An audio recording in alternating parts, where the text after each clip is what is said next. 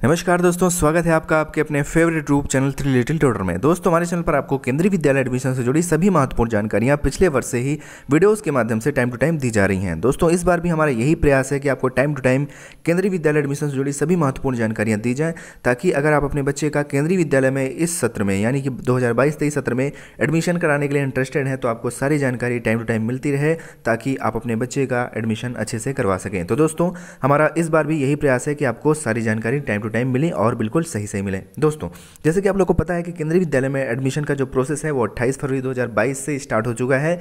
इस संबंध में क्लास 1 में एडमिशन के लिए जो ऑनलाइन एप्लीकेशन फॉर्म है, उसकी जो वेबसाइट है ऑनलाइन एप्लीकेशन फॉर्म भरने की, वो लाइव हो चुकी है kuvsonlineadmission.kvs.gov.in। इस पर जाकर आप अपने बच्चे का क्लास 1 में एडमिशन के लिए ऑनलाइन फॉर्म भर सकते हैं। देश भर के किसी भी केंद्रीय विद्यालय में अगर आप एडमिशन लेना चाहते हैं तो आपको क्लास 1 में एडमिशन के लिए फॉर्म इसी वेबसाइट पर भरना होगा। दोस्तों, जब भी केंद्रीय विद्यालय में किसी सत्र में एडमिशन होना होता है तो उसके साथ ही साथ फॉर्म निकलते हैं, उसके बाद उसकी नोटिस आती है, ऑफिशियल गाइडलाइन आती है और एडमिशन का शेड्यूल आता है। दोस्तों, जो एडमिशन गाइडलाइन होती है वो बहुत ही ज़्यादा इंपॉर्टेंट होती है, क्योंकि सारी इंपॉर्टेंट इन्फॉर्मेशन आपको उसी एडमिशन गाइडलाइन में दी गई होती है। सारे रूल्स वगैरह जो फ्रेम हुए होते हैं वो आपके एडमिशन गाइडलाइन में फ्रेम हुए होते हैं। तो अभी इस वीडियो में मैं आपको एडमिशन गाइडलाइन के बारे में बताने वाला हूं, जो कि नई वाली एडमिशन गाइडलाइन है 2022-23 सत्र के लिए जो जारी की गई है। तो चलिए दोस्तों, एक एक करके पॉइंट वाइज सारे पॉइंट्स को कवर करने की कोशिश करते हैं जो भी इंपॉर्टेंट है इस नई एडमिशन गाइडलाइंस के हिसाब से। तो चलिए देखते हैं। सबसे पहले इसमें हम देखेंगे एलिजिबिलिटी क्या होगी नई गाइडलाइंस के हिसाब से, आपके बच्चे की पात्रता क्या होगी केंद्रीय विद्यालय में एडमिशन के लिए। उसके बाद दोस्तों ये देखेंगे कि एज का क्या रूल है क्लास वाइज, यानी कि क्लास 1 से लेकर क्लास 10 तक जो एडमिशन का रूल है उसमें एज का क्या क्राइटेरिया है, इसके बारे में हम देखेंगे। उसके बाद आगे देखेंगे कि क्या क्या डॉक्यूमेंट्स रिक्वायर्ड होंगे नई गाइडलाइंस के हिसाब से। उसके बाद ये देखेंगे कि एप्लीकेशन का मोड क्या होगा, ऑफलाइन कौन सी क्लासेस में होंगे, ऑनलाइन किस क्लासेस में होंगे, ये सब हम आगे देखेंगे। उसके बाद रिजर्वेशन, किस कैटेगरी को कितना रिजर्वेशन मिलता है, इस पर भी एक नज़र डालेंगे। उसके बाद दोस्तों एडमिशन अंडर आरटीई, इसको लेके लोगों को बहुत ज़्यादा कन्फ्यूज़न रहता है, तो इसके बारे में भी थोड़ा सा एक्सप्लेन करेंगे कि आरटीई एडमिशन जो केंद्रीय विद्यालय में होते हैं उसके लिए क्या क्राइटेरिया वगैरह डिफाइन किया गया है। उसके बाद दोस्तों सबसे बाद में देखेंगे कि प्रायोरिटीज़, जैसे कि केंद्रीय विद्यालय में आपने सुना होगा बहुत सारे लोग जनरली बोलते हैं कि सरकारी माता पिता के बच्चों के ही एडमिशन होते हैं, तो इस चीज़ को समझेंगे कि कैसे उनको प्रायोरिटी मिलती है। ठीक, तो दोस्तों चलिए वीडियो में आगे बढ़ते हैं, एक एक करके सारे पॉइंट्स को देखते हैं। सबसे पहले हम देखेंगे कि एलिजिबिलिटी क्या होती है। तो दोस्तों एलिजिबिलिटी का मतलब होता है कि कौन एडमिशन ले सकता है। तो जिसके पास वैलिड डॉक्यूमेंट्स हैं और जो भी रिक्वायर्ड डॉक्यूमेंट्स होते हैं केंद्रीय विद्यालय में एडमिशन के लिए, अगर वो आपके पास सारे हैं तो आप अपने बच्चे का फॉर्म भर सकते हैं। और अगर सब कुछ ओके रहता है, आपके बच्चे का लॉटरी लिस्ट में नाम आ जाता है, तो आपके बच्चे का केंद्रीय विद्यालय में जिस भी पर्टिकुलर क्लास में आप फॉर्म भरे हैं एडमिशन के लिए, वहाँ पर आपके बच्चे का एडमिशन हो सकता है। उसके बाद दोस्तों सेकंड पॉइंट है the minimum age must be 6 year. दोस्तों पहले ये जो एज का लिमिट था, यानी कि जो पहले एज का रूल था, वो मिनिमम एज जो आपके बच्चे की थी वो पहले 5 साल थी, लेकिन इस बार न्यू एजुकेशन पॉलिसी 2020 यानी कि नई शिक्षा नीति 2020 के अनुसार जो मिनिमम एज है क्लास 1 में बच्चों की, वो अब मॉडिफाई कर दी गई है, यानी कि जो मिनिमम एज है वो 6 साल होनी चाहिए। तो इस वजह से इस बार केंद्रीय विद्यालय में जो क्लास 1 में एडमिशन के लिए मिनिमम एज है वो आपके बच्चे की 6 साल होनी चाहिए। अगर आपका बच्चा 6 साल से कम है तो आपके बच्चे का जो ऑनलाइन एप्लीकेशन फॉर्म है क्लास 1 में एडमिशन के लिए जब आप फॉर्म भरेंगे तो वो फॉर्म एक्सेप्ट नहीं होगा। और दोस्तों जो मैक्सिमम एज है वो 8 साल होनी चाहिए 31 मार्च 2022 को, यानी कि 31 मार्च 2022 को आपके बच्चे की जो मिनिमम एज है वो 6 साल और जो मैक्सिमम एज है वो 8 साल होनी चाहिए क्लास 1 में एडमिशन के लिए। तो दोस्तों आगे बढ़ते हैं और दूसरा पॉइंट देखते हैं। दूसरे पॉइंट में हम देखते हैं कि एज का क्या रूल है। तो सबसे पहले यहाँ पर देख लीजिए कि कंप्लीटेड 6 ईयर ऑन 31 मार्च 2022, 31 मार्च 2022 को आपके बच्चे की जो एज है वो 6 साल कंप्लीट होनी चाहिए, तभी आप अपने बच्चे का फॉर्म भर सकते हैं। 6 साल से ज़्यादा भी हो सकता है बट 8 साल से कम होना चाहिए। ओके, 6 साल भी है अगर 31 मार्च 2022 तक, तब अब भी आप फॉर्म भर सकते हैं। 8 साल है तब भी आप अपने बच्चे का फॉर्म भर सकते हैं 31 मार्च 2022 को, तो आप क्लास 1 में अपने बच्चे का एडमिशन के लिए फॉर्म भर सकते हैं। उसके बाद दोस्तों child born on 1 April is also consider. 1 अप्रैल यानी कि 1 अप्रैल को जिस बच्चे की जन्म हुआ है वो कंसिडर किया जाएगा। उसके बाद दोस्तों in case of differently abled child the maximum age can be relaxed by 2 years by the principal of respective KVs. यानी कि अगर कोई बच्चा डिफरेंटली एबल्ड की कैटेगरी में आता है तो इस केस में जब आप फॉर्म भरेंगे तो वहाँ पर सबसे पहले ही आपसे पूछा जाता है कि क्या बच्चा दिव्यांग की श्रेणी में है। अगर आप वहाँ पर यस कर देते हैं तो इस केस में जो मैक्सिमम एज लिमिट है, जैसे कि मान लीजिए क्लास 1 में जो मैक्सिमम एज लिमिट है वो 8 ईयर है, तो 10 साल का अगर कोई बच्चा है, ठीक है, और अगर वो दिव्यांग की श्रेणी में आता है तब भी उसका जो है फॉर्म वो एक्सेप्ट कर लिया जाएगा क्लास 1 में एडमिशन के लिए। ये जो रिलैक्सेशन दिया जाता है ये उस पर्टिकुलर केंद्रीय विद्यालय के प्रिंसिपल के द्वारा दिया जाता है। उसके बाद दोस्तों क्लास 11th और 12th में एडमिशन के लिए कोई एज लिमिट नहीं होती। हालांकि यहाँ पर एक ये रूल है कि जिस भी केंद्रीय विद्यालय में एडमिशन लेना चाह रहे हैं तो बच्चे जो भी क्लास 11th में एडमिशन लेना चाह रहा है तो वो उसी ईयर में क्लास 10th पास किया हो, यानी कि 10th और 11th के बीच में गैप नहीं होना चाहिए। और अगर 12th में एडमिशन लेना चाह रहा है तो उसी ईयर में वो 11th पास किया हो, 11th और 12th के बीच में गैप नहीं होना चाहिए। तो दोस्तों ये एज रूल था। अब आगे चलते हैं, क्लास वाइज एज लिमिट देखते हैं कि क्लास के हिसाब से एज का क्या लिमिट इस बार डिसाइड किया गया है। तो दोस्तों यहाँ पर हम आपको बता दें, नई शिक्षा नीति के अनुसार जो एज में मॉडिफिकेशन किया गया है ये मैं आपको एक एक करके बता देता हूँ। क्लास 1 में एडमिशन के लिए जो मिनिमम एज होनी चाहिए 31 मार्च 2022 को वो 6 साल होनी चाहिए और मैक्सिमम एज जो होनी चाहिए वो 8 साल होनी चाहिए। इसी तरीके से क्लास 2 में एडमिशन के लिए जो कम से कम आपके बच्चे की उम्र होनी चाहिए वो 6 साल होनी चाहिए और ज़्यादा से ज़्यादा 8 साल होनी चाहिए। और क्लास 3rd में एडमिशन के लिए मिनिमम एज 7 साल और मैक्सिमम एज 9 साल होनी चाहिए 31 मार्च 2022 को। क्लास 4th में एडमिशन के लिए मिनिमम एज 8 साल और मैक्सिमम एज 10 साल होनी चाहिए। इसी तरीके से क्लास 5th में एडमिशन के लिए minimum age 9 years and maximum age 11 years. और इसी तरीके से क्लास 6 में एडमिशन के लिए मिनिमम एज 10 साल और मैक्सिमम एज 12 साल। इसी तरीके से क्लास 7th में एडमिशन के लिए मिनिमम एज 11 साल और मैक्सिमम एज 13 साल। इसी तरीके से क्लास 8th में एडमिशन के लिए मिनिमम एज 12 साल और मैक्सिमम एज 14 साल।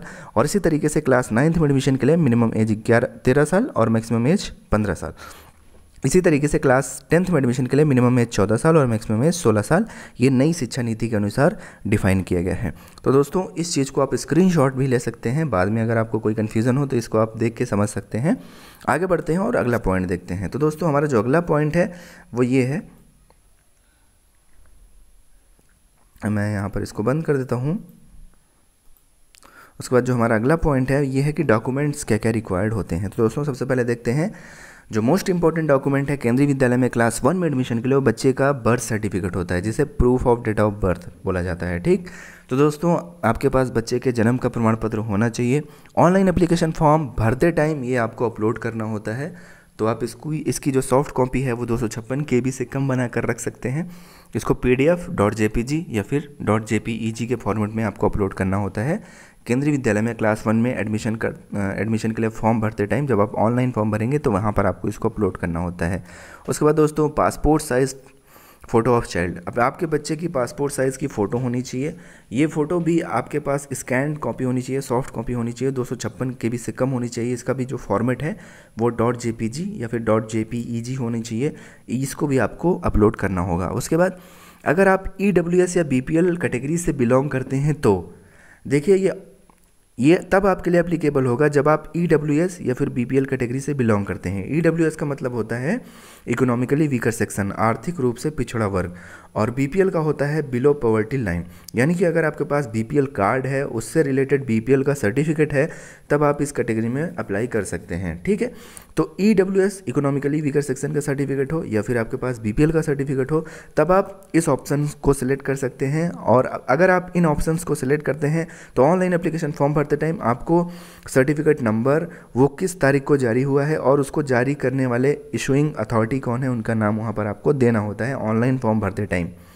तो दोस्तों ये अगर आपके लिए एप्लीकेबल है तब आप इसको चुनिए, अदरवाइज आप इसको मत चुनिए। उसके बाद SC ST OBC non cream layer या PH सर्टिफिकेट। दोस्तों अगर आप डिसएडवांटेज कैटेगरी से आते हैं, अगर आप रिजर्व्ड कास्ट कैटेगरी से आते हैं, SC शेड्यूल कास्ट अनुसूचित जाति, ST शेड्यूल ट्राइब अनुसूचित जनजाति, OBC अन्य पिछड़ा वर्ग नॉन क्रीमी लेयर, या फिर फिजिकली चैलेंज्ड दिव्यांग बच्चा है अगर, तो उससे रिलेटेड सर्टिफिकेट आपके पास होने चाहिए, तभी आप इसका लाभ ले पाएंगे। उसके बाद दोस्तों अगला जो डॉक्यूमेंट्स है वो आपका रेजिडेंस प्रूफ है, यानी कि एड्रेस प्रूफ जिसे बोलते हैं। तो एड्रेस प्रूफ के तौर पर आप कई सारे डॉक्यूमेंट्स दे सकते हैं, जैसे कि बच्चे के फादर का आधार कार्ड, रेंट एग्रीमेंट, और भी बहुत सारे हैं जैसे वाटर बिल, इलेक्ट्रिसिटी बिल, और आपका ऐसे कई सारे डॉक्यूमेंट्स हैं जिसमें आपके एड्रेस का प्रूफ हो और वो गवर्नमेंट का डॉक्यूमेंट हो तो वो आप उसे रेजिडेंस प्रूफ के तौर पर दे सकते हैं। और आगे बढ़ते हैं और कुछ डॉक्यूमेंट्स देखते हैं जो कि इंपॉर्टेंट हैं। एफिडेविट सिंगल गर्ल चाइल्ड, अगर आप सिंगल गर्ल चाइल्ड की कैटेगरी में अप्लाई करते हैं फॉर्म, सिंगल गर्ल चाइल्ड होता है कि माँ बाप की सिर्फ अकेली संतान हो, वो लड़की हो, उस बच्ची के और कोई भाई बहन ना हो, यानी कि उस माता पिता के और कोई संतान ना हो, सिर्फ एक संतान हो, वो भी लड़की हो। ठीक, ट्विन या ट्रिपलेट गर्ल्स भी हो सकती हैं, जुड़वा बहनें या फिर 3 बहनें जो कि जुड़वा हैं वो हो सकती हैं, तो वो सिंगल गर्ल चाइल्ड कैटेगरी में फॉर्म भर सकते हैं। तो अगर आप single girl child category form भरते हैं तो ठीक, तब आपको एक एफिडेविट देना होता है 100 रुपये के स्टाम्प पेपर पर, उस पर डिक्लेरेशन देना होता है बच्ची के माता या पिता को कि हमारी जो गर्ल है वो सिंगल गर्ल चाइल्ड है। ओके, उसके बाद नेक्स्ट जो है वो सर्विस सर्टिफिकेट ऑफ एम्प्लॉय। केंद्रीय विद्यालय में अगर आप सरकारी नौकरी करते हैं तो आपके बच्चे के एडमिशन के चांसेस थोड़ा ज़्यादा रहते हैं। अगर आप सेंट्रल गवर्नमेंट के एम्प्लॉय हैं तो कुछ ज़्यादा ही चांस रहते हैं। तो लेकिन आपको इस चीज़ का फ़ायदा लेने के लिए आपको सर्विस सर्टिफिकेट देना होता है। अगर आप सेंट्रल गवर्नमेंट के एम्प्लॉई हैं या फिर स्टेट गवर्नमेंट के एम्प्लॉई हैं, सेंट्रल गवर्नमेंट के PSU institute of higher learning या फिर प्रोजेक्ट सेक्टर में काम करते हैं तो भी आपको सर्विस सर्टिफिकेट देना होगा, या फिर स्टेट के एम्प्लॉई हैं, स्टेट के PSU institute of higher learning या फिर प्रोजेक्ट सेक्टर में काम करते हैं तो उससे रिलेटेड आपको सर्विस सर्टिफिकेट देना होता है। यानी कैटेगरी 1 से लेकर कैटेगरी 4 तक वालों को सर्विस सर्टिफिकेट देना होता है। तो दोस्तों अगर आप सरकारी नौकरी में हैं तो आपको सर्विस सर्टिफिकेट देना होगा। उसके बाद ट्रांसफ़र सर्टिफिकेट ऑफ पेरेंट्स, यानी कि बच्चे के माता पिता के पिछले 7 साल में कितने नंबर ऑफ ट्रांसफ़र हुए हैं। यदि बच्चे के माता पिता सरकारी नौकरी में हैं तो उनके पिछले 7 साल में कितनी बार ट्रांसफ़र हुए हैं, इसका भी सर्टिफिकेट उनके ऑफिस से बनता है, ये भी आपको देना होगा। उसके बाद बच्चे का आधार कार्ड अगर है अवेलेबल तो आप बहुत अच्छी बात है, अगर नहीं अवेलेबल है तो उसको जल्द से जल्द बनवा लें। ऑनलाइन एप्लीकेशन फॉर्म भरते टाइम तो नहीं लगता, लेकिन एडमिशन हो जाने के बाद फिर केंद्रीय विद्यालय आगे डिमांड करते हैं, क्योंकि उनको ज़रूरत होती है फ़ीस वगैरह के लिए। जब इनरोल किया जाता है, जब आपका इनरोल होता है बच्चा, तो उस समय आधार कार्ड की ज़रूरत पड़ती है। और अगर RT के तहत आपके बच्चे का एडमिशन होता है तो आपको एक सेल्फ डिक्लेरेशन का देना होता है, यानी कि एक वाइट पेपर पर लिख कर देना होता है कि हमारे घर से जो केंद्रीय विद्यालय की दूरी है वो इतने किलोमीटर है, और ये जो डिस्टेंस का आपका सेल्फ डिक्लेरेशन देंगे, ये इसका वेरिफिकेशन भी हो सकता है, केंद्रीय विद्यालय द्वारा इस चीज़ का वेरिफिकेशन किया जा सकता है। ब्लड ग्रुप, बच्चे का ब्लड ग्रुप अगर अवेलेबल है तो अच्छी बात है, नहीं अवेलेबल है तो कोई बात नहीं, ये मैंडेटरी नहीं है। अगर अवेलेबल है तो आप इसको दे सकते हैं। उसके बाद हम देखेंगे अगला पॉइंट कि एप्लीकेशन मोड क्या होता है। दोस्तों क्लास 1 में एडमिशन के लिए आपको ऑनलाइन एप्लीकेशन फॉर्म भरना होता है। आप ये फॉर्म kvsonlineadmission.kvs.gov.in इस वेबसाइट पर जाकर भर सकते हैं, या फिर केंद्रीय विद्यालय संगठन द्वारा जारी किया हुआ प्ले स्टोर पर जो KVS एडमिशन का ऐप है, एंड्रॉयड ऐप है, उसको डाउनलोड कर सकते हैं अपने मोबाइल फ़ोन में, और अपने मोबाइल फ़ोन के थ्रू ऑनलाइन फॉर्म भर सकते हैं। ठीक, क्लास 1 में एडमिशन के लिए आपके बच्चे का वहीं से फॉर्म भरा जाएगा। दोनों का प्रोसेस सेम है, चाहे आप वेबसाइट से भरें फॉर्म, चाहे आप एंड्रॉयड ऐप से भरें, दोनों में चीज़ें आपको सेम करनी होती हैं, प्रोसेस दोनों का सेम है। इसी तरीके से क्लास 2 से लेकर उससे ऊपर की क्लासेस में जो एडमिशन होते हैं, सबसे पहले तो मैं आपको ये बता दूं मोस्ट इम्पॉर्टेंट कि क्लास 2 से लेकर उससे ऊपर की जो क्लासेस में एडमिशन होते हैं, इसके लिए कोई ऑनलाइन पोर्टल नहीं होता है। ठीक, कहीं से भी इसके लिए ऑनलाइन फॉर्म नहीं भरा जाता है। ये एडमिशन तब होते हैं जब class 2, 3rd, 4th, 5th, 6th, 7th, 8th, 9th, 10th किसी भी क्लास में जब कुछ सीटें खाली हो जाती हैं किसी न किसी कारणवश, अगर कोई सीटें खाली रह जाती हैं तो उन्हीं खाली सीटों को भरने के लिए, और मैं आपको एक बात और बता दूं कि क्लास 1 में ही केंद्रीय विद्यालय में एडमिशन के सबसे ज़्यादा चांसेस होते हैं। क्लास 2 से लेकर उससे ऊपर की क्लासेस में अधिकतर केंद्रीय विद्यालयों में सीटें पहले से भरी हुई होती हैं। तो दोस्तों जो 2-4 सीटें ही खाली रहती हैं उसी के लिए हर केंद्रीय विद्यालय अपनी पर्टिकुलर वेबसाइट पर, अपने नोटिस बोर्ड पर ये नोटिस लगाते हैं कि हमारे यहाँ इस क्लास में इतनी सीटें खाली हैं, और उसके लिए वो ऑफलाइन फॉर्म भरवाते हैं।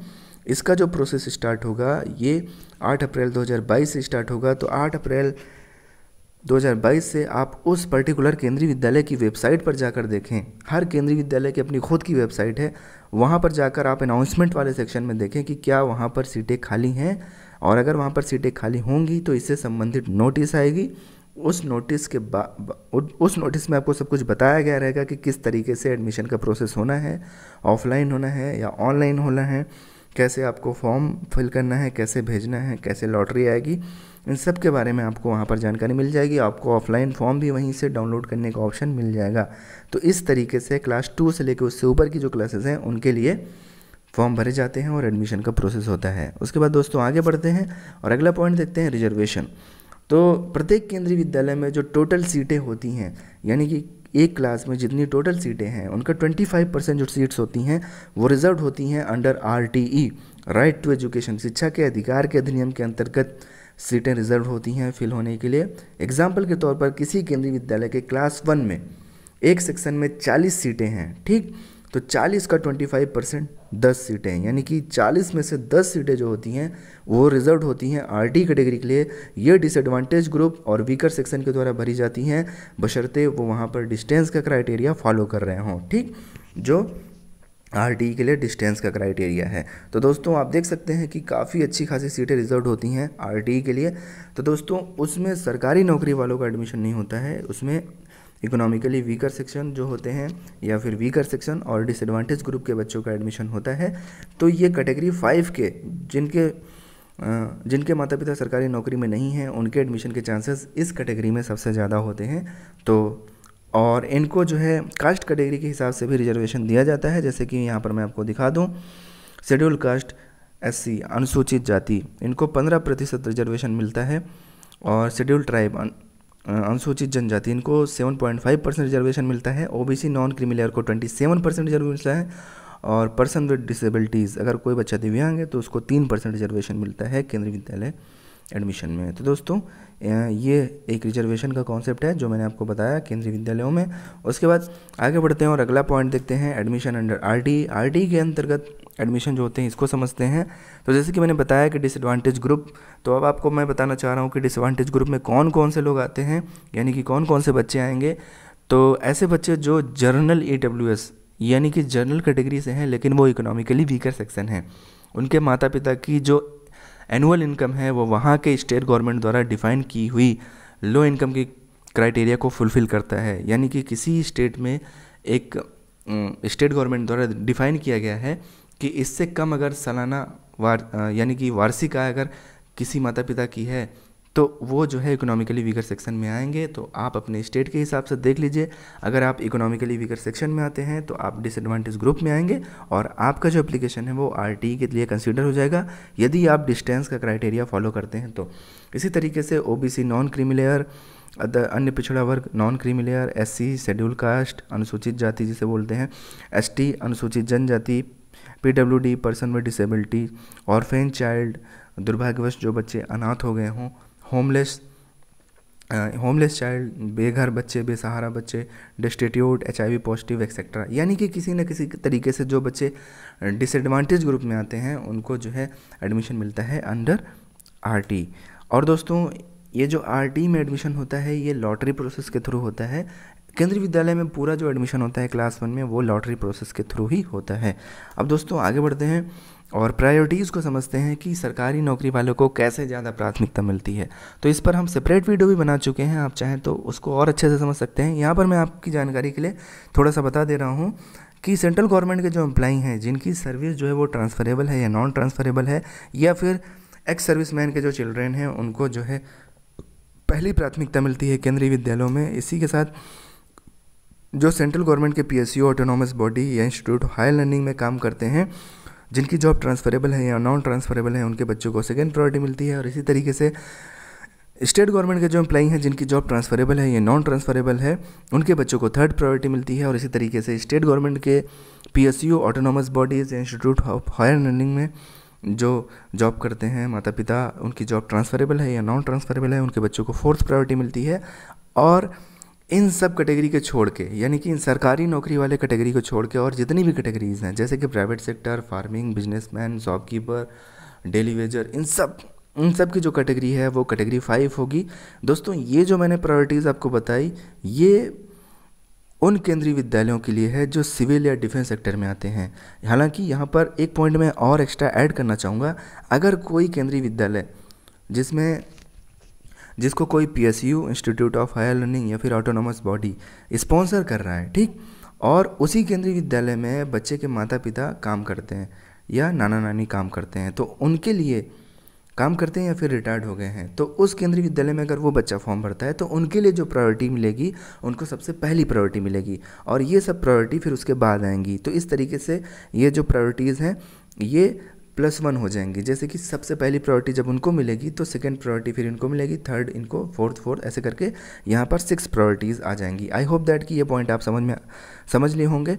यानी कि अगर कोई केंद्रीय विद्यालय जिसको कोई PSU institute of higher learning या फिर ऑटोनॉमस बॉडी स्पॉन्सर कर रहा है, एग्जाम्पल के तौर पर मैं एक PSU का एग्जाम्पल ले लेता हूँ, ठीक है। जैसे PSU है ONGC, अब कोई केंद्रीय विद्यालय है ONGC, ठीक। ONGC एक आपका PSU है, पब्लिक सेक्टर अंडरटेकिंग, ठीक। उसके अंतर्गत एक केंद्रीय विद्यालय है, ठीक। अब एक बच्चा जिसके दादा दादी, नाना नानी या माता पिता उसमें काम कर रहे हैं या फिर रिटायर्ड एम्प्लॉई हैं, ठीक, उसी ONGC में ही काम कर रहे हैं और ONGC में ही केंद्रीय विद्यालय है, अगर वो बच्चा उसी ONGC वाले ही केंद्रीय विद्यालय में फॉर्म भरेगा, ठीक, तो उसको सबसे पहली प्रायोरिटी मिलेगी। उसके बाद सेंट्रल गवर्नमेंट एम्प्लॉई को, उसके बाद central government PSU autonomous body employee को, इस तरीके से फिर स्टेट गवर्नमेंट PSU, उसके बाद फिर any other category. I hope that कि एग्जाम्पल से आपको समझ में आ गया होगा। तो ये रह गई प्रायोरिटी के बाद। तो दोस्तों ये कुछ इंपॉर्टेंट पॉइंट्स थे जो नई गाइडलाइंस के हिसाब से इंपॉर्टेंट थे, जो हमें आपको बताना था। दोस्तों अभी भी अगर आपको इसमें कोई कन्फ्यूज़न है तो आप इस गाइडलाइंस को केंद्रीय विद्यालय संगठन की वेबसाइट से जाकर डाउनलोड करके उसको आसानी से पढ़ सकते हैं। और फिर अगर आपको कोई चीज़ नहीं समझ में आ रहा है तो आप नीचे कमेंट बॉक्स में कमेंट करके पूछ सकते हैं। हम कोशिश करेंगे कि आपके कमेंट का रिप्लाई ज़रूर करें। दोस्तों हम इस तरह की वीडियोस टाइम टू टाइम आपके लिए लाते रहते हैं। वीडियो अच्छा लगेगा तो वीडियो को लाइक करिएगा, चैनल पर नए हैं तो चैनल को सब्सक्राइब करिएगा, प्रेस द बेल आइकन, घंटी वाला निशान ज़रूर दबाइएगा ताकि कोई भी इंपॉर्टेंट इन्फॉर्मेशन आपसे मिस ना हो। हम इसी तरह की जानकारियाँ आपको देते रहेंगे। तो दोस्तों मिलते हैं अपने अगले वीडियो में, तब तक के लिए बाय बाय, टेक केयर। और हाँ दोस्तों याद आया, अगर इन वीडियोस को आप देखना चाहते हैं, ये जो 4 वीडियो आपके सामने दिख रहे हैं, तो आप इन पे क्लिक करके इन वीडियोस को देख सकते हैं और इन वीडियोस से रिलेटेड जानकारी ले सकते हैं। Thank you so much for watching.